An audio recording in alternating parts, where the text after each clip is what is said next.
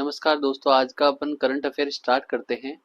देश की पहली ट्रांसफॉर्मर टेस्टिंग लैब, ये लैब जयपुर कालाडेरा के मंडा रिको एरिया में खोली जा रही है। इसमें क्या होगा, जो पावर ट्रांसफॉर्मर है या जो पावर इंस्ट्रूमेंट्स है जो हाई पावर के हैं, उनके शॉर्ट सर्किट कितने उस पे हो रहे हैं, कितने वोल्ट पे हो रहे हैं, कितने वोल्ट एम्पियर पे हो रहे हैं, इसकी टेस्टिंग यहाँ की जाएगी।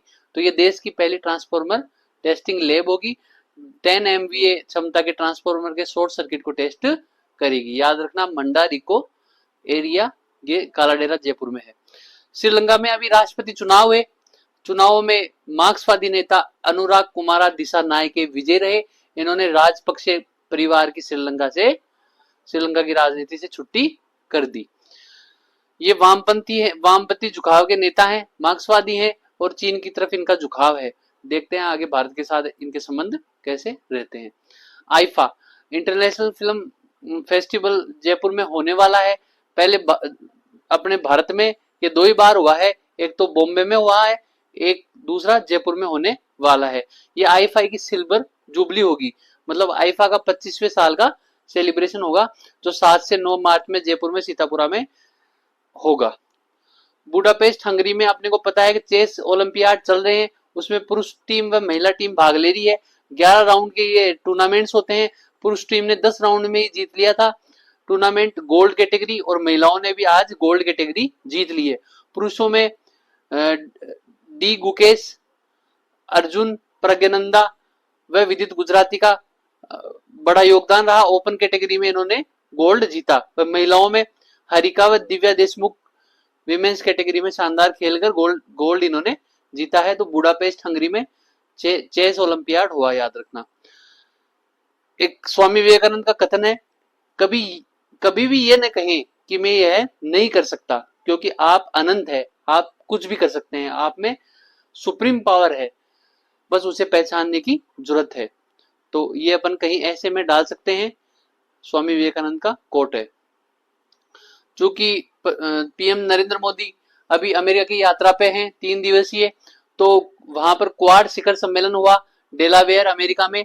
2024 का ये शिखर सम्मेलन अमेरिका में हुआ, वह 2025 का शिखर सम्मेलन इंडिया में होगा। क्वाड 4 देशों का समूह है, जिसमें इंडिया, यूएस, जापान व ऑस्ट्रेलिया शामिल है। इन सब का एक ही उद्देश्य है भाई, चीन को अपन को काउंटर करना है। इंडिया के तरफ से पीएम मोदी गए और यूएस के राष्ट्रपति जो बाइडेन थे, जापान के पीएम फूमियो किशिदा थे, ऑस्ट्रेलिया के पीएम एंथनी अल्बनीज थे। मुख्य बातें क्या हुई इसमें हुआ वही प्रशांत महासागर के क्षेत्र के एरिया का चीन को काउंटर करना है। तो इसमें ईस्ट व साउथ चाइना सी को लेकर गंभीर चिंताएं व्यक्त की गई। भाई चाइना का यहाँ पे रोल बहुत ज्यादा हो रहा है, तो उस पर वार्ताएं की गई। कोस्ट गार्ड व सैन्य जहाजों के खतरनाक इस्तेमाल पर निंदा की गई। जो सबमरीन है वो किसी चीन की सबमरीन इस एरिया में आती है, किसी देश का कोस्ट गार्ड कोई अनैतिक अनुचित कार्य यहाँ पे कर रहा है, उसको लेकर निंदाएं की गई। समुद्री सीमा से जुड़े विवादों को नियमों के तहत निपटाने के लिए कहा गया। भाई जो एक्सक्लूसिव इकोनॉमिक जोन है, जो किसी देश का एरिया समुद्र में कितना है, जो भी विवाद हो रहे हैं, इन सबको एक अंतरराष्ट्रीय समुद्री नियमों के तहत सेटल आउट किया जाए। दूसरा, इन्होंने नॉर्थ कोरिया के मिसाइल प्रोग्राम की निंदा करी। नॉर्थ कोरिया को साफ साफ शब्दों में कहा कि आप अपने न्यूक्लियर प्रोग्राम को बंद कर दें। वह कोरियाई प्रायद्वीप से परमाणु हथियारों का खात्मा करने पर जोर दिया। नॉर्थ कोरिया के पास का देश जापान भी तो क्वाड में सम्मिलित है। रूस यूक्रेन युद्ध को लेकर गंभीर चिंताएं व्यक्त की गई। इतने दिनों से युद्ध चल रहा है, अंतर्राष्ट्रीय नियमों के तहत संप्रभुता और क्षेत्रीय अखंडता को ध्यान में रखते हुए इसका समाधान होना चाहिए। भाई सभी की अपनी अपनी क्षेत्रीय सीमाओं का ध्यान रखते हुए सभी देशों की संप्रभुता व अंतर्राष्ट्रीय नियमों के तहत इन दोनों देशों के बीच में जो युद्ध चल रहा है उसका समाधान होना चाहिए। यूनाइटेड नेशन में सुधारों की बात कही गई।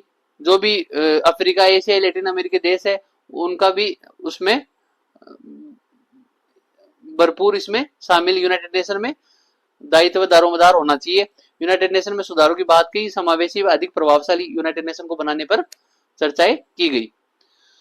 अमेरिकी राष्ट्रपति के साथ में पीएम मोदी की द्विपक्षीय वार्ता भी थी। क्वाड सम्मेलन था, द्विपक्षीय वार्ता थी, ये विलिंगटन में हुई।